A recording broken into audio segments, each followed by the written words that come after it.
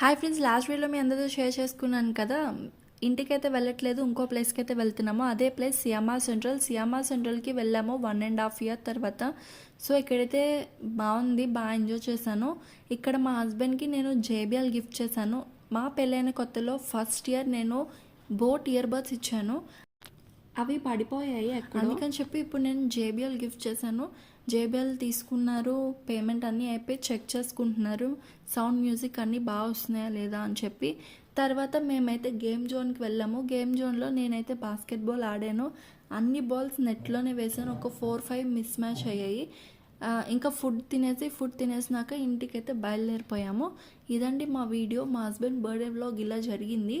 మీకు కనుక నచ్చినట్లయితే like, share and subscribe our channel. Thank you for watching Vinda Govind Vlogs. See you in the next video. Until then, take care.